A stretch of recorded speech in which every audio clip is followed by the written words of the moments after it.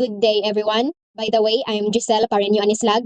So, for today, I'm going to discuss about the Article 7, which is all people are equal before the law and are entitled to equal protection without any discrimination. So, this article emphasizes that every individual, regardless of race, gender, religion, and social status or background, must be treated equally under the law. So, it protects people from discrimination and unfair treatment in courts, workplace, schools, and society. So, in today's world, this right extends beyond traditional laws. It also includes equality in the digital space, where technology and artificial intelligence, or AI, now influence many legal, social, and economic decisions.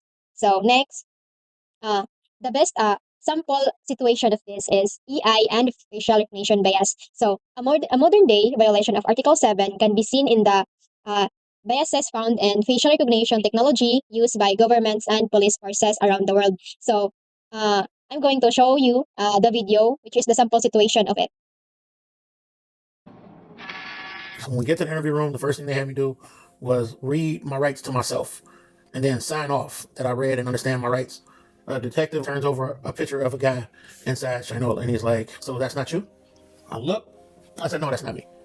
He turns another paper over. He said, "I guess that's not you either."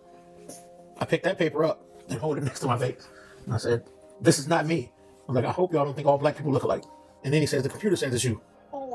Your nose is red and your lips is red. Say ah. So what happened? So in 2020, Robert Williams, an African American man from Detroit, USA, so was wrongly arrested because of a facial recognition system. He is misidentified him as a robbery suspect.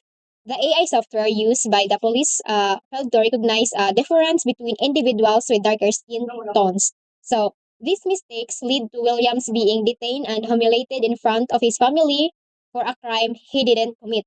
So why it violates Article 7?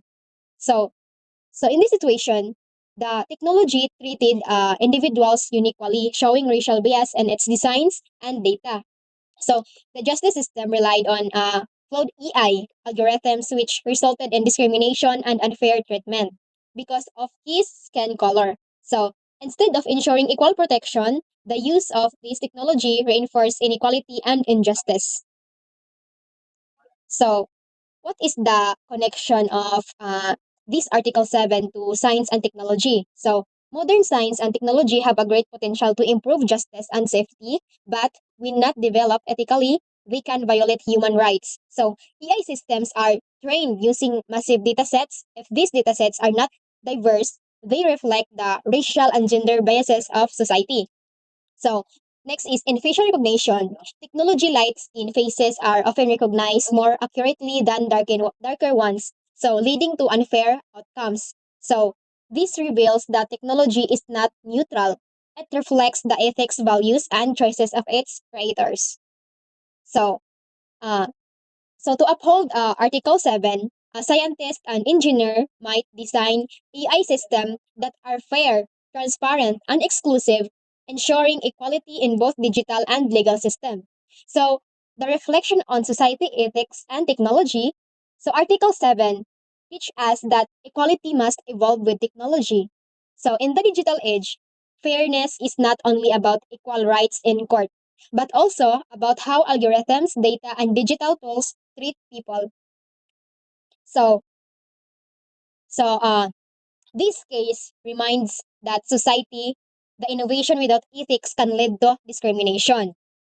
Even unintentionally, technology should serve humanity, not deepen social divides.